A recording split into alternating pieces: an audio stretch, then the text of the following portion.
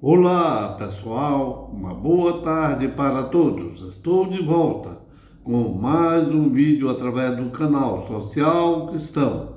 Hoje é sexta-feira, dia 31 de maio de 2024. Antes que vocês esqueçam, dê o like ou dislike e aperte no sininho para receber as notificações dos vídeos. E me ajude a divulgar os vídeos. Fazendo assim, você estará me ajudando a combater o mundo paralelo das fake news.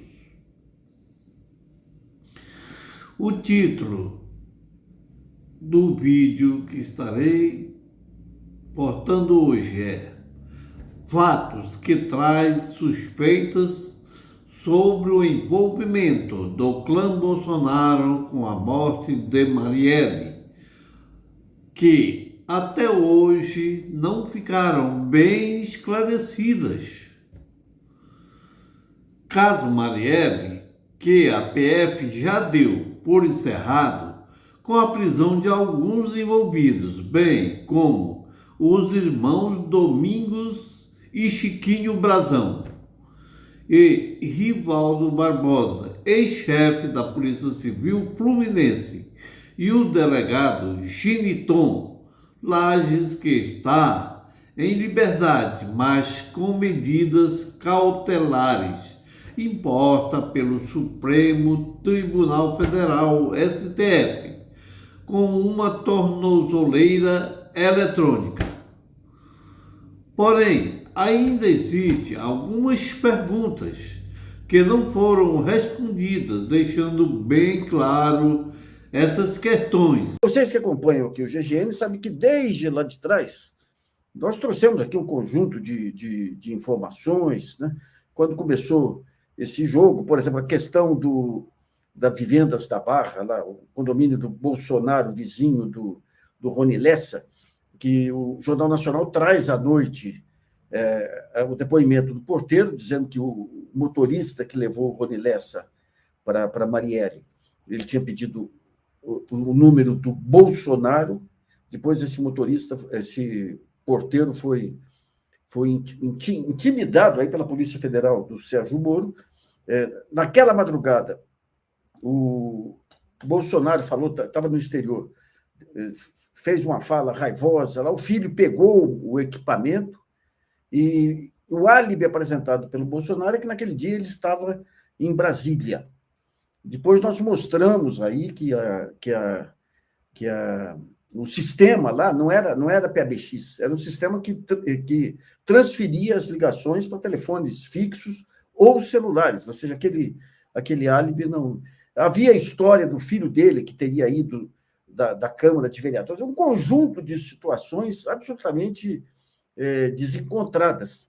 E havia aquela suspeita das declarações de Bolsonaro e Hamilton Mourão contra a garantia de lei e ordem, aquela operação que houve no Rio de Janeiro, porque a operação, segundo eles, significava um pacto entre o Temer e o general Vilas Boas Correia, visando eleições sem Lula. Uma coisa que chamou atenção lá naquele episódio do porteiro foi que as procuradoras aí do Ministério Público Estadual, em um dia, disseram que já tinha sido feita a perícia do sistema, e que era impossível, não tinha perícia, não tinha nada. Então, a cumplicidade era generalizada, né?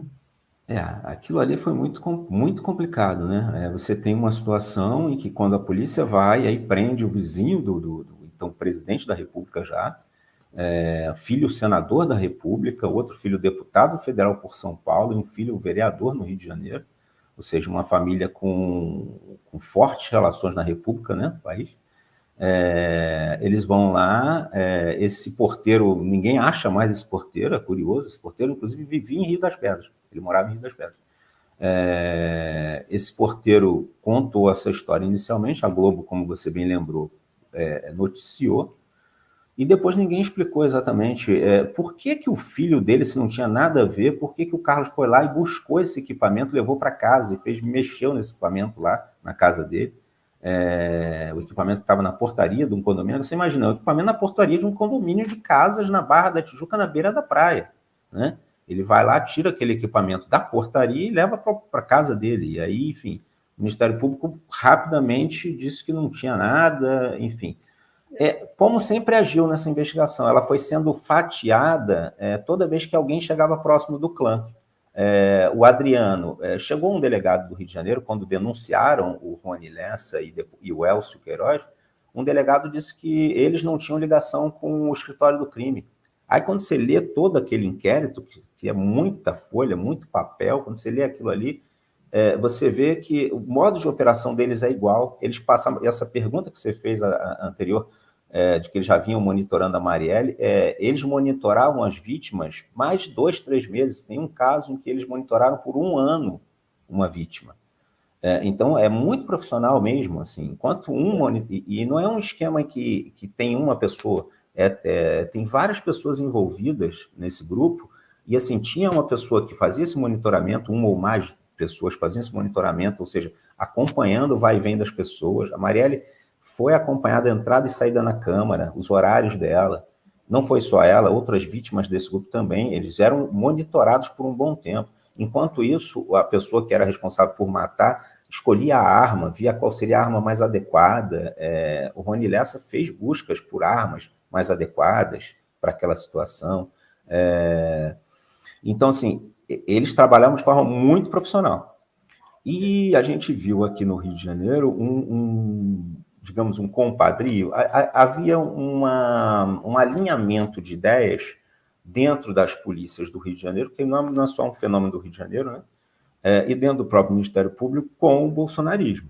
Tanto que nós mostramos o Leandro Demori, quando era o editor executivo do Intercept, chegou a publicar uma foto de uma das procuradoras que participava da Força Tarefa com a camisa da campanha do Bolsonaro, né?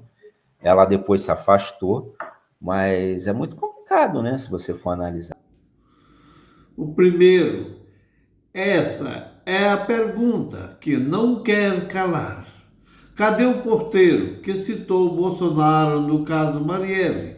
Sumiu depois de que Bolsonaro pôs Moro, o então ministro dele, para coagir e ameaçar o porteiro para que ele negasse a única versão que ele havia dado em 2 depoimentos à polícia do Rio de Janeiro. O que aconteceu é que o porteiro negou e disse que havia se enganado. Daí então, a investigação da PF de Bolsonaro, comandada por Moro, levou o caso à PGR de Augusto Aras. E o investigador, o engavetador da República de Bolsonaro, que arquivou. E quanto ao porteiro, tomou Doril e sumiu. 1.1. Agora vem outra pergunta. Por que até agora, pois já houve delação premiada dos 2 principais matadores e até agora não perguntaram a eles sobre esse caso? Outra pergunta. Bolsonaro diz que pegou gravação da portaria do condomínio onde tem a casa no Rio antes que fosse adulterada e entregou para o seu filho, Carlos Bolsonaro, que abriu e mexeu nos arquivos do computador onde estavam registrados, deixando suspeita de ter sido adulterados os arquivos pelo filho de Bolsonaro, sendo que quem teria que abrir eram os investigadores e ter feito antes disso. Pergunta 1.2. Por que isso não foi investigado na época? Então, que seja investigado agora pela PF.